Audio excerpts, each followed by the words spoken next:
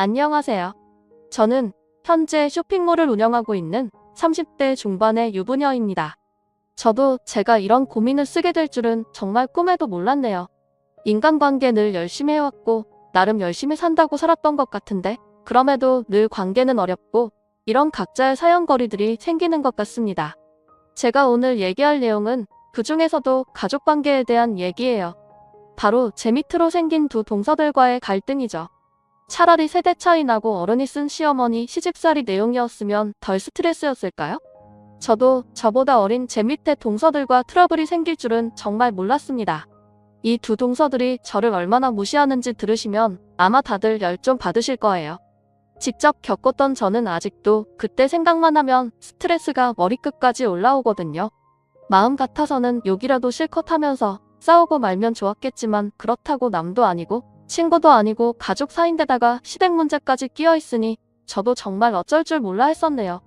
아무리 동서들이라 해도 제가 마음대로 혼을 내려고 낼 수도 없는 거고 다 큰 어른이 머리채 잡고 싸울 수도 없는 거니까요. 그러다가 제가 정말 손 안 대고 코 푼 일이 생겼습니다. 무슨 일인지 여러분들과 그 이야기를 한번 공유해 보도록 할게요. 저는 어려서부터 꾸미고 뽐내는 걸 좋아해 디자이너의 꿈을 가지고 있었습니다. 하지만 꿈이 왜 꿈이겠어요? 어영부영 나이 들어서 중고등학교에 진학을 해서야 제가 꿈꾸던 삶이 저와는 얼마나 거리가 먼 일인지 알 수 있었죠. 디자인 공부를 하는 것도 쉽지 않지만 패션을 하려면 유학을 가거나 국내 디자인과에 들어가야 했는데 그러려면 미술학원을 다녀야 했어요. 하지만 당시 저희 집안 형편으로는 미술학원비는커녕 매달 들어갈 많은 재료비를 지원받을 형편이 되지 않았고 저는 자연스럽게 그 꿈을 포기하게 되었죠. 가능하다면 저도 패션 공부하러 유학을 가고 싶었지만 유학은커녕 대학을 가려고 해도 학비 걱정을 해야 할 상황이었기에 저는 결국 대학 진학은 포기하고 일찍 아르바이트를 시작해 돈을 모으기 시작했어요. 그리고 그렇게 모은 돈으로 저는 쇼핑몰을 시작하게 되었습니다. 당시에는 인터넷 쇼핑몰들이 인기를 얻으며 우후죽순 생기기 시작할 때라 경쟁도 심했지만 한편으로는 시작하는 것도 어렵지 않았어요. 접근이 쉽기 때문에 저처럼 어린 나이부터 시작하는 사장님들도 꽤 많았죠. 저도 옷을 좋아하고 관심이 많다 보니 인터넷에서 이것저것 보다가 쇼핑몰을 해봐야겠다 생각하게 된 거죠. 내가 좋아하는 옷을 다른 사람들에게 판매하는 것 어쩌면 그것도 내가 원하던 꿈과 비슷한 일이 아닐까 하는 생각을 했던 것 같습니다. 그렇게 저는 매일 새벽 동대문에서 한두 장씩 옷을 떼와서 인터넷에 사진을 찍어 판매를 시작하게 되었습니다. 20대 초반 아무것도 몰랐던 저는 돈을 만지는 법도 사업을 꾸리는 방법도 아무것도 모른 채 그냥 무턱대고 쇼핑몰을 시작했던 거였어요. 제가 뭘 알고 시작했겠어요. 처음에는 하나도 안 팔려서 다른 일 하면서 수익을 메꾸기도 했고 장사하는 법을 몰라 애를 많이 먹었죠.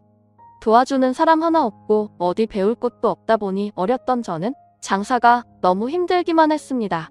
실패도 하고 중간에 사기도 당하고 어려서 일을 시작하다 보니 정말 별별 일을 다 겪었어요. 덕분에 사람을 아무나 믿어서도 안 되고 세상이 그리 호락호락하지 않다는 걸 남들보다 일찍 깨닫게 되었죠. 그래도 버티고 버티다 보니 결국 살아남게 되더라고요. 우여곡절이 많았던 저의 20대였지만 덕분에 저는 외출이 보장된 쇼핑몰의 사장님이 될 수 있었습니다. 물론 그렇게 되기까지의 고생은 누구도 알지 못하겠지만 저는 제 스스로 노력해서 이루어낸 제 사업이 무엇보다 자랑스러웠습니다. 그렇게 어느새 직원들도 두고 꾸준히 사업을 이어가던 저는 어느덧 제 운명의 사람을 만나게 되었습니다. 쇼핑몰이라 보면 이것저것 신경 쓸 게 참 많았어요. 경영에 대한 전문적인 지식이 없는 저는 돈 관리가 가장 힘들었었죠. 그 중에서도 세금 문제는 매번 머리가 아팠습니다. 세무서를 끼고 처리를 하는데도 가끔 구멍이 생기거나 누락되는 일들이 있어 하마터면 몇 배나 되는 벌금을 낼 뻔한 적도 있었어요.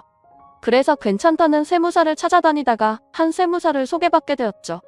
그때 제가 만났던 그 세무사가 바로 제 남편이에요.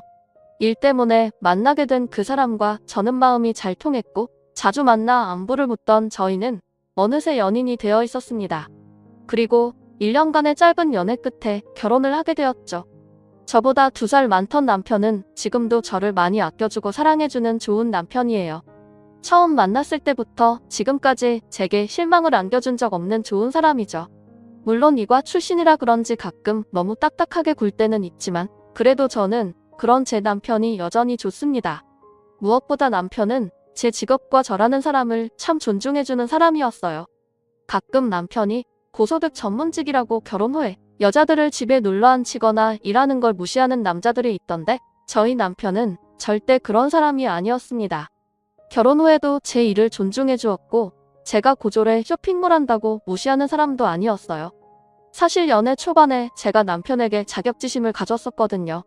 남편은 세무사에 돈도 잘 벌고 외모도 준수한데 나보다 더 좋은 여자 만날 수 있지 않았을까 싶어서요. 아니나 다를까 주변에서도 자꾸 저더러 애인 잘 구했다면서 재주 좋다는 얘기들을 해대니까 저도 모르게 그런 생각이 들었던 거죠. 제가 남편한테 왜 다른 여자를 두고 나를 만나냐 했더니 오히려 남편이 어이없어 했어요. 뭐? 서희 널 왜 만나냐고? 그런 바보 같은 질문이 어딨어? 그냥 오빠 정도면 좋다는 여자도 많았을 거고 집안에서도 기대가 많으셨을 텐데 나는 학벌이 좋은 것도 아니고 집안이 좋은 것도 아니고 별로 잘난 게 없잖아.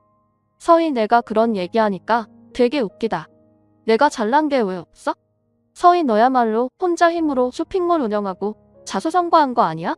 오히려 사람들이 날 부러워할 것 같은데 예쁘고 능력 있는 여자친구 만났다고? 사람들이 서희 너한테 무슨 말을 어떻게 하는지 모르겠지만 그런 건 아무것도 중요하지 않아.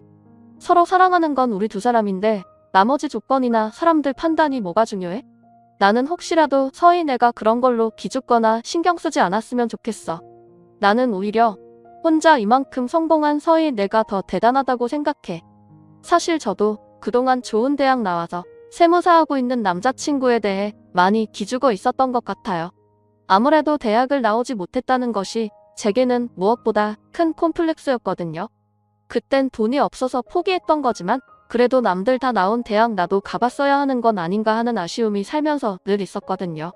그런 제게 오히려 혼자 열심히 해온 제가 자랑스럽다 해주는 남자친구를 보고 저는 그때 그 사람과 결혼을 생각했던 것 같아요.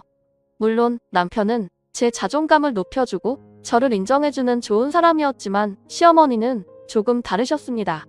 저희가 결혼하겠다고 했을 때만 해도 어머니가 저를 그리 반기지 않으셨거든요. 안 그래도 남편은 여기저기 좋은 선자리도 많이 들어왔고 아드님들이 다 명문대의 전문직 출신들이라 남부러울 것 없으신 분이셨으니 아마 어머니도 바라던 며느리감이 있으셨을 거예요. 그나마 어머님이 점잖으신 분이라 제게 대놓고 말씀을 하시진 않으셨지만 제가 고졸에 쇼핑몰을 한다는 걸 좋아하지는 않으셨습니다. 마지못해 결혼을 허락하긴 하셨지만 저도 제가 환영받지 못한다는 건 잘 알고 있었죠. 그렇다고 어머니가 결혼을 반대하신 것도 아니고 제가 어머니 마음에 들지 못한 걸 누구 탓하겠어요. 그래서 저는 어머님 마음에 들기 위해 열심히 노력했습니다. 비록 어머님이 바라시던 조건의 며느리는 아닐지 모르겠지만 가족이 된 이상 저도 어머니를 성심성의껏 모시고 살가운 며느리로 가까워지고 싶었죠. 그래서 어머님이 괜찮다고 하시는데도 일부러 어머니를 찾아뵙고 매일 안부 전화를 드리곤 했어요. 어차피 출퇴근하면서 차에서 전화 한 통씩 하는 게 어렵지는 않으니까 저도 그 정도 노력은 할 수 있지 않을까 생각했거든요. 처음에는 좋지도 않은 며느리가 왜 이리 자주 전화하는지 어색하고 난감해하시던 어머님도 제가 매일 전화를 드리고 하다 보니 익숙해지시는지 언젠가부터는 좋아하시더라고요. 너무 바빠서 연락을 못 드린 날에는 제가 어디 아픈 건 아닌지 걱정을 하실 정도였거든요. 어머니, 저 지금 퇴근하는 길이에요. 아침에는 바빠서 전화를 못 드렸어요. 식사는 잘 하셨어요? 오늘은 뭐 하셨어요? 많이 바빴니? 아휴, 나는 내가 어디 아프기라도 한 줄 알고 준우한테 물어볼까 했다. 그래, 바쁜 일은 좀 괜찮고? 네, 이제 괜찮아요. 아, 어머니, 그래서 저 내일 어머니 뵈러 갈까 하는데 어떠세요? 저랑 백화점 구경 가요, 어머니? 갔다가 차도 마시고 데이트해요. 그럴까? 그래, 너 안 바쁘면 그렇게 하자. 네, 어머니. 그럼 내일 댁으로 모시러 갈게요. 그렇게 저는 안부 전화도 자주 드리고 시간이 날 때면 남편 없이도 어머님을 찾아가 따로 시간을 보내곤 했습니다. 왜 웃는 얼굴에 침 못 뱉는다 하잖아요. 제가 하도 적극적으로 들이밀어서 그런지 처음에는 저를 부담스러워하시고 꺼려하시던 어머님도 점점 저를 귀여워하시고 제게 다정하게 대해주셨죠. 그렇게 저는 노력 끝에 시어머니와 가까워지면서 저도 어느새 시댁가족의 구성원으로 인정을 받게 되었습니다. 남편은 그런 제 노력을 누구보다 잘 알아주며 제게 고마워했고, 덕분에 저는 고부 갈등이나 시집살이 없이 행복한 결혼 생활을 유지할 수 있었죠. 그래서 그때는 제 스스로가 참 대견하고 뿌듯했습니다. 일도 결혼도 잘 유지하고 있다 생각했고, 무엇보다 그것들 모두 제 노력으로 이루어낸 것이라는 게 제일 값진 일이었어요. 그렇게 행복했던 결혼 생활이 평생 유지될 줄 알았던 제게 뜻하지 않은 일이 벌어지게 되었습니다. 남편의 두 동생들이 비슷하게 결혼을 하게 되었던 거죠. 남편보다 4살, 6살 어린 남동생들은 저희가 결혼하고 3년 뒤에 결혼식을 올리게 되었어요. 두 사람들 연애 시기가 비슷한 탓에 몇 달 간격을 두고 나란히 결혼식을 올리게 되었고, 그렇게 제게는 2명의 동서가 생기게 되었습니다. 새 식구가 들어온다는 소식에 처음에는 저도 무척 기뻤습니다. 동서들이 어떤 사람들인지 너무 궁금했고, 나중에 새 며느리들끼리 모여서 친목 도모를 하고 싶었어요. 하지만 그것은 저의 너무나 잘못된 바람일 뿐이었습니다. 막내 동서까지 합류한 뒤로 두 동서가 저를 따돌리기 시작했거든요. 사실 두 동서는 가족이 되기 이전부터 서로 알던 사이였습니다. 두 사람이 해외 유학 시절부터 친구였다고 하더라고요. 해외 명문대 출신이라는 동서들은 유학 중 만난 친구 사이였고, 학교를 마치고 돌아와 저희 시동생을 만나게 된 막내 동서를 통해 둘째 시동생과 큰 동서가 소개를 받게 되었던 거죠. 친구끼리 형제를 만난다는 게 흔한 일이 아닐 텐데 두 사람 사이가 무척 좋은지 그런 일이 다 있게 되었네요. 가족이 될 사이에 친하다는 건 축하할 만큼 좋은 일이겠지만 그것 때문에 제게 문제가 생길 줄은 정말 꿈에도 몰랐습니다. 막내 동서가 시집을 오고 시댁에서 처음으로 다 같이 모이는 자리였어요. 식사 준비는 어머님이 미리 거의 다 해두셨지만 며느리들이 상을 차리고 거들기 위해 모두들 주방에 모였죠. 식사 준비를 혼자 하신 어머님이 힘드셨겠다 싶어서 나머지는 저희들이 하겠다고 어머님을 거실로 보내드렸죠. 어머니, 혼자 이 많은 걸 다 준비하신 거예요? 너무 고생하셨겠어요. 차라리 저라도 불러서 같이 하시지 그러셨어요. 아쇼, 너도 바쁜데 부르기는 무슨. 이 정도는 나 혼자도 그냥 하지. 그래도 애들 결혼하고 처음으로 다 같이 모이는 날인데 내가 이 정도는 해야지. 어머니, 고생 많으셨으니까 나머지는 저희가 할게요. 피곤하실 텐데 잠깐이라도 좀 쉬세요. 그럼 그럴까? 하긴 내가 버티고 있으면 너희들만 불편하겠다. 그럼 큰애 너한테 맡길 테니까 내가 둘째 셋째한테 잘 좀 알려주고 셋이 대화도 좀 하면서 친해지렴. 그럴게요. 어머니 쉬세요. 그렇게 어머니를 거실로 보내고 새 며느리들만 주방에 남게 되었습니다. 어차피 요리할 건 별로 없었고 음식들 옮겨 담고 세팅 정도만 하면 끝이었어요. 그래도 제가 결혼 생활이 오래되었으니 동서들에게 그릇들이 어디 있는지 어머님은 어떤 걸 좋아하시는지 알려주며 같이 상을 차리려고 했죠. 저, 큰 동서, 작은 동서라고 부르면 될까요? 예, 뭐 아무렇게나 편한 대로 하세요. 그럼 큰 동서는 갈비만 한 번 더 재워주고 작은 동서는 그릇 좀 씻어줄래요? 아, 그 어머니는 갈비 바싹 구운 거 안 좋아하시니까 살짝만 앞뒤로 구우면 돼요. 부탁해요. 사실 두 사람이 몇 달 간격으로 결혼식을 올려서 저는 아직 큰 동서와도 친해질 겨를이 없었습니다. 막내 동서는 상견례와 결혼식을 제외하면 그날이 3번째였고요. 그래서 저도 동서들이 참 불편했죠. 말을 어떻게 해야 할지도 모르겠고 아무리 어리고 제 밑에 동서들이라지만 무턱대고 반말을 하기가 쉽지 않더라고요. 그런데 불편한 건 동서들도 마찬가지인 건지 제가 먼저 말을 걸기 전에는 먼저 저한테 말도 하지 않고 아예 저를 빼고 자기들끼리만 대화를 나누더라고요. 저도 쇼핑몰하고 시장 다니면서 산전수전 겪었고 어디 가서 친화력 없다는 소리는 못 들어봤는데도 두 동서를 대하는 것은 너무 어려웠습니다. 다들 모르는 사이에 처음 만난 거라며 서로 통성명도 하고 두루두루 지내며 친해질 텐데 두 사람은 오래된 사이에 저만 모르는 사람이다 보니 두 사람과 제 사이에는 시작부터 보이지 않는 벽이 존재하는 듯했어요. 둘이서만 떠들기 바쁜 두 사람은 제가 무슨 말을 하는지 듣지도 않고 자기들끼리 얘기를 나누기 바빴습니다. 신혼여행은 어땠어? 괌은 나도 안 가봤는데 사람 많아? 많긴 많지. 호텔이랑 쇼핑몰에 거의 다 신혼여행 온 사람들 같더라. 한국 사람이 너무 많으니까 오히려 여기가 괌인 건지 제주도인 건지 모르겠더라고. 차라리 다음번엔 멀더라도 한국 사람 없는 데로 가야겠어.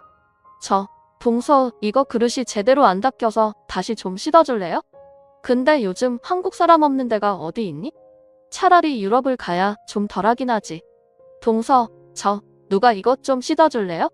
아니, 근데 괌 갔을 때 우리 다 같이 발리 갔던 거 기억나더라. 혜진이 너 기억나?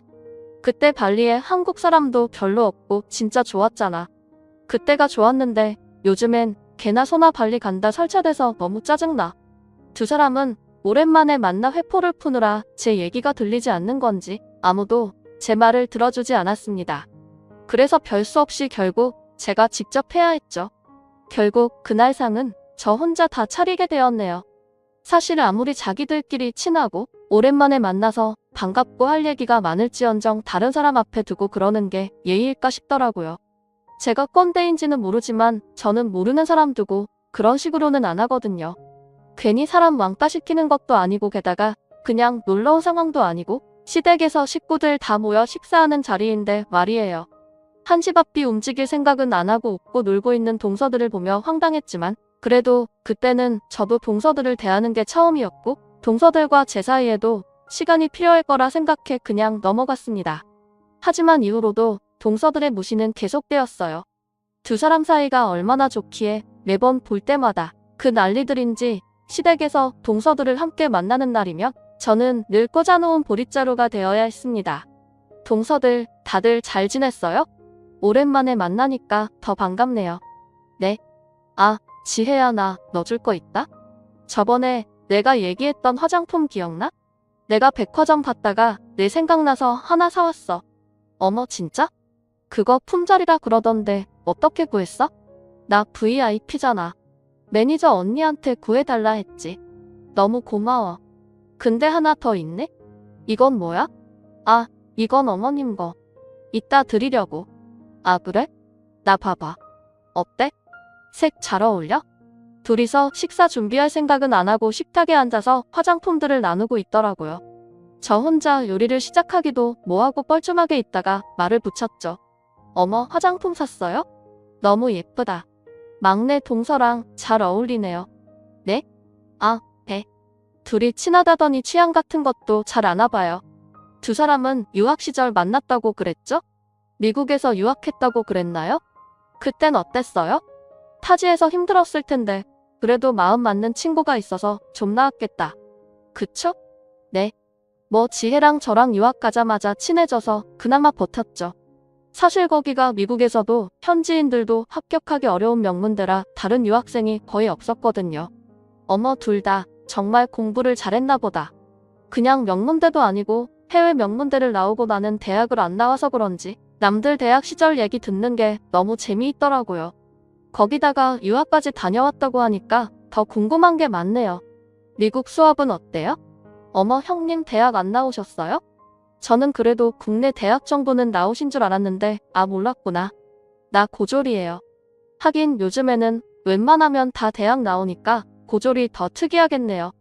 저는 아주머님도 그렇고 시댁이 다들 학벌이 괜찮아서 형님도 그러신 줄 알았는데 하긴 쇼핑몰 하시는데 대학이 필요하진 않겠죠? 묘하게 저를 무시하는 동서의 말에 기분이 상했지만 저는 최대한 두 동서와 친해져 보려 애를 썼습니다.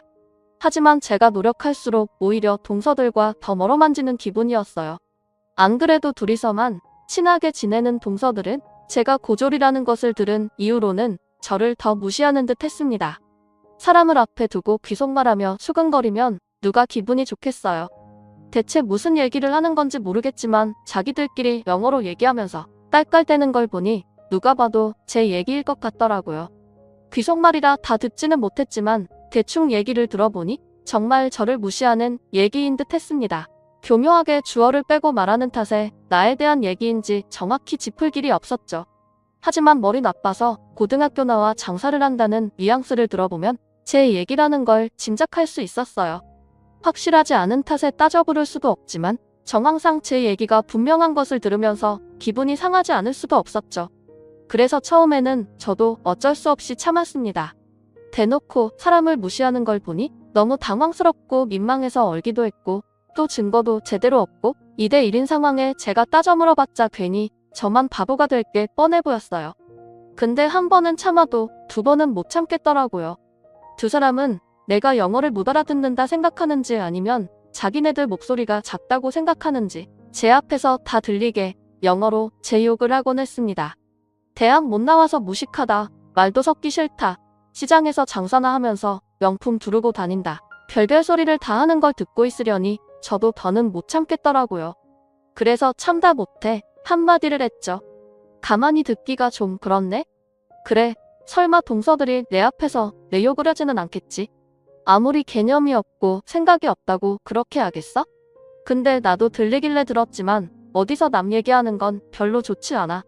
게다가 그 사람이 누군지 몰라도 대학 못 나오고 장사해서 돈 버는 거 가지고 두 사람한테 피해준 것도 없지 않아? 예?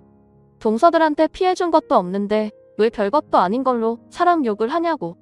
남이 보기에도 좋지 않으니까 그런 건 좀 자제해. 두 사람도 이제 결혼도 했고 유학하던 시절의 어린애들 아니잖아. 그리고 언제까지 그렇게 떠들고 있으려고? 나 혼자 하게 두지 말고 내가 안 시켜도 각자 할 일 알아서 찾아서 좀 해. 하긴 어차피 내가 시켜봤자 아무도 하지도 않는데 내가 말해서 뭐 하겠어. 그치? 네? 죄송해요. 아무리 그랬어도 참았어야 하는 건 내 말이에요. 제가 못 참고 두 사람에게 일침을 가한 그날 이후 저는 아주 철저히 왕따가 되어야 했습니다. 학창 시절에도 따돌림 당하면 그 기억이 평생 가는 법인데 설마 아니? 나이 다 먹고 그것도 가족 안에서 이런 일이 생길 줄은 정말 몰랐습니다. 차라리 둘이서만 짝짝꿍하고 편 먹고 놀면 어쩌겠냐 싶어 참겠는데 이것들이 어머님까지 포섭해서 저를 따돌리려고 하더라고요. 어머니 뭐하고 계세요? 식사는 하셨어요? 응. 지금 둘째 막내랑 같이 밥 먹고 왔지. 너도 같이 왔으면 좋았을 텐데 많이 바쁘다면서? 네? 그게 무슨 말씀이세요? 아니 애들이 너는 바쁘다고 해서 우리끼리 왔는데 아니 언니? 아, 아니요. 맞아요. 제가 깜빡했나봐요. 그래. 뭐 바쁘다니 아쉽지만 그래도 내가 제일 큰 며느리잖니. 바빠도 종종 다 같이 시간 내서 보고 그러셨구나. 애들 말 들어보니까 애들이 아직 너를 많이 불편해하는 것 같던데? 애들끼리는 원래 친구라 사이가 좋은데 큰애 너만 멀게 느껴지면 좀 불편하지 않겠니? 물론 너도 아직은 불편하겠지만 그래도 내가 윗사람으로서 먼저 아우르고 그래라. 서희, 내가 그래도 사람들한테 잘하잖니. 애들도 너랑 친해지고 싶은 모양인데 내가 무섭고 다가가기가 좀 그런가 보더라. 내가 말은 잘해놨다만 그래도 내가 따로 애들 만나서 친목도 다지고 좀 그랬으면 좋겠구나. 네, 어머니. 걱정하지 마세요. 제가 좀 더 신경 쓸게요. 그래, 나는 서희 너만 믿는다. 정말 황당했습니다. 나한테는 어머님 만난다는 얘기를 전한 적도 없으면서 이것들이 중간에서 지들 마음대로 나를 컷하고 어머니 앞에서 우리가 가까워지지 못한 게 다 저 때문이라고 말을 지어냈네요. 두 사람이 점점 나를 가지고 노는 듯 싶어 정말 화가 치밀었죠. 대체 왜 시어머니까지 끌어들여서 나를 핍박하는지 저도 정말 알고 싶었습니다. 하지만 아무리 생각해도 동서들이 저를 싫어하는 이유를 알 수가 없었어요. 그런데 저는 얼마 뒤에야 그 이유를 두 사람에게서 직접 들을 수가 있었습니다. 동서들 하는 꼴이 하도 어이없어서 제가 대화 한번 하자고 따로 불러 모았거든요. 큰 동서, 막내 동서, 얼마 전에 어머님이랑 따로 만났다며? 나한테 말해준 사람 아무도 없는데 어머님은 왜 내가 바빠서 못 왔다고 알고 계시지? 형님 바쁘신 거 맞지 않아요? 쇼핑몰 맨날 바쁘시다면서요. 그래서 그날도 당연히 바쁘실 줄 알고 따로 연락 안 했죠. 맞아요. 그리고 사실 형님 그날 오셨어도 재미없으셨을 거예요. 저희 어머님 모시고 미술관 다녀왔거든요. 내가 재미없을 거라니? 그게 무슨 말이야? 형님이 미술에 대해서 좀 아세요? 기초교육 과정은 배우셨겠지만 그런 건 모르실 거 아니에요. 잘 모르는데 보자고 하면 혼자 지루하실까 봐요. 뭐? 대학 안 나오면 미술관도 못 갈까 봐? 동서, 나도 그림 볼 줄 알고 예술 좋아해. 한번 물어나 보지. 왜 마음대로들 생각하고 사람을 무시해? 어머, 무시하다뇨? 형님, 왜 말씀을 그렇게 하세요? 그럼 아니야? 어려울 거라느니 멋대로 판단하고 어머님 앞에서 일부러 나 빼놓고 그런 게 무시가 아니면 뭐가 무시야? 그리고 내가 치사하게 말 안 하려고 그랬는데 저번에도 둘이서 영어로 쑥덕거리는 거 내 얘기한 거잖아. 내가 바보라서 모른 척하고 넘어갈 줄 알아? 사람이 눈 감아주고 적당히 눈치 주면 조심할 줄 알아야지. 두 사람 대체 나를 어디까지 무시하려는 거야? 아, 형님이 자꾸 무시한다 하시니까 한마디만 할게요. 저희가 형님을 무시하려고 한다기보다 그냥 저희랑 형님이랑 수준이 안 맞는 거예요. 뭐가 수준이 안 맞는다는 거야? 똑같은 사람이고 같은 가족 간에 무슨 급이 있다고? 끼리끼리라는 말 모르세요? 저희는 명문대 유학파잖아요. 근데 형님은 고졸의 대학 문턱도 못 밟아보고 저희랑 교양도 수준도 안 맞잖아요. 저희랑 형님은 급이 아예 다르다고요. 근데 저희가 어떻게 형님이랑 친하게 지내겠어요? 저희가 어쩔 수 없이 거리 두는 걸 가지고 무시라고 하신다면 할 말 없지만 저희도 형님이랑 어울리긴 힘들어서요. 너무 당당하게 말하는 두 사람 앞에서 저는 할 말을 잃었습니다. 나를 따돌리는 게 겨우 학력 때문이라니 정말 어이가 없고 기가 막혔어요.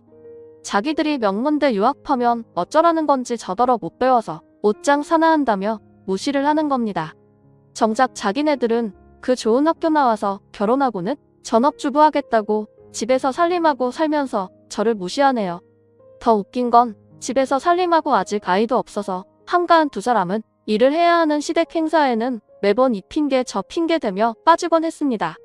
제사도 안 하는 시댁에서 하루 다 같이 모여서 전부 처먹자고 그랬더니 전날 둘이서 같이 뭘 먹고는 장염에 걸렸다면서 못 온다고 거짓말을 하더라고요. 그게 거짓말인 걸 제가 어떻게 알았냐고요? 두 사람이 그날 만나서 브런치 카페 간 사진을 봤거든요. 안 그래도 그렇게 얌체같이 구는 동서들 때문에 스트레스가 많았는데 이것들이 겨우 그딴 걸로 사람을 무시한다는 소리를 하니까 정말 복장이 터질 것 같았습니다. 마음 같아서는 한 대씩 패주고 싶었지만 이성이 있는 사람이라면 그러면 안 되잖아요. 그렇다고 제가 나이도 어린 두 동서들에게 당하고 있는 걸 어디다 토로할 수도 없고 창피하고 속상한 마음에 남편에게 말을 할 수도 없었네요. 사실 형제들 간의 사이도 좋았고 동서들도 다른 식구들 앞에서는 조용히 있었기에 제가 말을 꺼내 분란을 만드는 게 저한테는 꽤 부담스러운 일이었어요. 그리고 한편으로는 여태 제가 살아온 방식처럼 제가 처한 그 문제 역시 제 힘으로 해결하고 싶었죠. 그래서 제 딴에도 여러 방법을 써봤어요. 동서들한테 화도 내고 친해지고 싶다고 다정하게도 굴어보고 하지만 그럴수록 저만 바보가 될 뿐이었습니다. 차라리 안 보고 살 수 있는 남이면 방법이 쉬울 텐데 앞으로 평생 보고 살아야 할 사이에 계속 이런 일을 당해야 한다 생각하니 정말 끔찍하더라고요. 그런데 이것들이 겨우 참고 있는 저를 기어이 폭발하게 만들었네요. 동서들이 시집 오고 2년이 다 되어갈 무렵 저는 기다리던 임신 소식을 듣게 되었습니다. 벌써 30 중반이 다 되어가는데 아이 소식이 없던 탓에 저희 부부가 꽤 애를 먹었거든요. 어머님과 저희 부모님도 직접 말씀은 안 하시지만 걱정을 하고 계셨고 특히나 저희 시어머니가 첫 손주 생각에 많이 기다리고 계셨죠. 그렇게 결혼하고 한참 만에 어렵게 아이를 갖게 된 탓에 저희는 너무나 기뻤습니다. 당장 양가 부모님께 소식을 알렸고 다음 주말 시댁에서 다 같이 축하 파티를 하기로 했어요. 서곤에 오랜만에 온 식구들이 모였고 그 자리에는 당연하게도 두 동서도 함께였습니다. 굳이 그 둘을 보고 싶지는 않았지만 동서 두 사람도 식구들 앞에서는 제일 친한 동서를 보고 싶었죠. 동서 두 사람도 식구들 앞에서는 제 임신 소식을 축하한다면서 가식을 떨더라고요. 하지만 아니나 다를까 저희끼리만 있는 자리에서 또 사람 속을 긋는 소리를 하는 거죠. 형님, 임신 다시 한번 축하드려요. 그래, 다들 고마워. 근데 형님은 걱정 안 되세요? 무슨 걱정? 아니, 보통 자녀의 지능은 엄마를 닮는다잖아요. 혹시 아이가 형님 닮아서 무식하면 어쩌나 싶어서요. 뭐? 동서, 지금 뭐라 그랬어? 아유, 화내지 마시고요. 저는 그냥 시조카가 걱정돼서 그러는 거죠. 그러게요. 그런 거 생각하면 차라리 딸인 게 낫겠네요. 아들이면 좀 그래도 딸이면 형님처럼 대충 쇼핑몰 같은 거나 하면 될 테니까. 그쵸? 그동안 저를 무시하는 것까지는 다 참으려고 했는데 엄마 마음이 그런 건지 아직 태어나지도 않은 내 자식을 가지고 그런 말을 하는 건 도저히 참지 못하겠더라고요. 저는 그날 두 동서에게 복수를 다짐하고 기고만장한 두 동서의 길을 제대로 잡기 위해 기회를 노리게 되었습니다. 하지만 집안도 빵빵하고 명문대 유학파 출신의 자기 잘난 맛에 사는 동서들을 제가 무슨 수로 휘어잡겠어요. 저도 마음은 먹었지만 제 생각보다 쉽지 않아 답답하기만 했습니다. 그러던 중 제가 절대로 잊지 못할 귀인을 만나게 되었습니다. 어느 날 친구의 지인과 함께 자리를 하다가 그분이 우리 동서들과 같은 학교 출신이라는 것을 알게 되었어요. 사실 주변에 유학 다녀온 사람이 있더라도 똑같은 학교 출신 찾기가 쉽지 않을 텐데 우연하게 생긴 그 기회에 저는 쾌재를 불렀습니다. 어떻게 하고 많은 학교 중 제가 동서들이랑 같은 학교를 나온 사람을 만나게 되었을까요? 어머, 정말 그 학교 출신이세요? 그럼 혹시 같이 학교 다닌 유학생들도 좀 아실까요? 다는 모르지만 뭐 위아래로 어느 정도는 알죠. 아무래도 저희 학교에 한국 유학생이 워낙 없었어서요. 그래서 졸업한 뒤에도 모임이 있을 정도로 끈끈하거든요. 저 그럼 혹시 오혜진이랑 김지혜라고 아실까요? 서희 씨가 걔들을 어떻게 아세요? 어머, 정말 아세요? 알다 말다요. 저도 직접 알고 지낸 건 아닌데 걔네 유명했거든요. 제가 동서들 이름을 대자 그 귀인이 제게 얘기를 들려주셨습니다. 걔들 둘이 똘똘 뭉쳐 다니기로 유명해서요. 그리고 워낙 노는 자리에 빠지지를 않았어서 저도 자주 봤었죠. 파티한다 그러면 항상 있었으니까요. 동서들이 유학 시절 얘기를 그렇게 많이 하더니 공부만 열심히 한 게 아니라 놀기도 참 열심히 놀았던 모양이에요.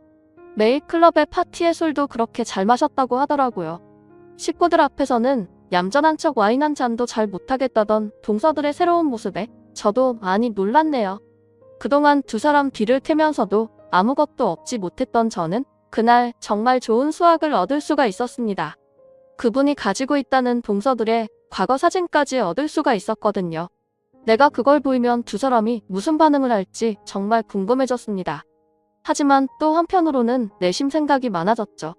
어릴 적에 실수할 수도 있는 거고 술 먹고 좀 놀 수도 있지 결혼해서 마음 잡고 사는 사람들 그런 걸로 괜히 협박하는 게 맞나 싶어서예요. 그렇게 고민하던 중에 동서들이 제 속도 모르고 또 제 앞에서 유학 시절 얘기를 하며 저를 무시하더라고요.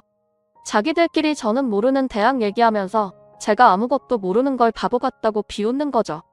형님, 저희 무슨 얘기하는지 하나도 모르시겠죠? 근데 이번에도 무시하는 건 아니에요. 그냥 저희랑 형님이랑 환경이 다른 걸 어쩌겠어요. 유학 다녀온 저희끼리 통하는 게 워낙 많잖아요. 그래, 동서들 유학 다녀와서 정말 좋았겠다. 근데 동서들 유학 가서 흑인 만나봤다며? 연애도 아주 인종별로 다양하게 많이 했다던데 공부만 열심히 한 게 아니었나 봐. 나는 동서들이 술도 못 먹고 연애도 못 해봤다. 그래서 유학 가서 얌전히 공부만 한 줄 알았지. 놀라운 제 한마디에 두 동서가 갑자기 파르르 떨며 사색이 되었습니다. 예? 형님, 그게 무슨 말이에요? 그거 어디서 들었어요? 그 학교에 동서들만 다닌 건 아닐 거 아니야. 다 어떻게 듣는 수가 있지? 세상이 참 좁지. 나도 깜짝 놀랐어. 이런 사진이 아직까지 있을 줄은 동서들도 몰랐을 거야. 제가 마지막 쐐기로 동서들이 유학 시절 놀러 다니며 찍혔던 사진들을 보여주자 동서들은 더 이상 할 말을 잃었습니다. 동서들, 사진이 참 잘 나왔다. 두 사람 이때도 정말 친했구나. 이걸 나만 보기는 좀 아깝다. 그치? 형님, 안 돼요. 제발 비밀로 해주세요. 왜? 비밀로 해야 해? 동서들이 지금 이미지가 좀 얌전해 보여서 반전이긴 하지만 그래도 젊어서 좀 놀 수도 있지. 이런 게 무슨 흠이라고. 식구들도 놀라긴 하셔도 이해는 해주실 거야. 형님, 제발요. 저희가 잘못했어요. 그거 다 철없던 때 그런 거예요. 그렇다고 정말 나쁜 짓 하고 그런 건 아니에요. 그러니까 제발 저희끼리 비밀로 좀 해주세요. 네? 두 사람은 가족들에게 제발 말하지 말라며 제게 바짝 엎드려 빌기 시작했습니다. 여태 나를 개무시하던 두 사람이 태도가 완전히 돌변하는 걸 보니 통쾌하긴 하더라고요. 글쎄, 나도 고민이 되긴 하네. 과거 일로 괜히 분란 만들 필요가 있을까 싶기도 하고. 그래도 두 사람이 여태 나한테 한 게 있어서 그런지 내가 참을 수 있을까 모르겠네. 정말 잘못했어요. 저희가 생각이 짧았어요. 앞으로는 정말 반성하고 겸손하고 착하게 살겠습니다. 제발 기회를 주세요. 그래? 그럼 두 사람 하는 거 봐서 천천히 결정할게. 어차피 좀 기다린다고 두 사람 과거가 없어지는 건 아니니까. 그치? 결국 저는 당분간 두 사람의 비밀을 지키기로 했어요. 혹시나 싶은 마음에 남편에게는 말을 했지만 남편도 어이없어 하긴 하면서도 그냥 두자 하더라고요. 그렇다고 동생들이 헤어지기까지 할 건 아닐 거고, 그럼 그냥 그걸 제 무기 삼아 두자고 말이에요. 정말 그 덕분인지 그 뒤로 동서들의 태도가 완전히 바뀌었습니다. 이제는 제가 시댁에 도착하기 전에 다들 와서 준비를 끝내놓고 제가 무슨 말을 하던 무시하는 법이 없네요. 덕분에 저는 시댁에서 손 하나 까딱하지 않고 두 동서들 단돌이하며 평화롭게 지내고 있습니다. 그렇게 마음 편하게 저희 아이도 무사히 출산했고 식구들 바람대로 딸을 낳아 모두의 예쁨을 받고 있네요. 앞으로 두 동서들과 또 무슨 일이 있을지 장담하지 못하겠지만 제 손에 카드가 있는 이상 큰 문제는 없을 것 같네요. 그럼 제 이야기는 여기서 마치도록 하겠습니다. 감사합니다.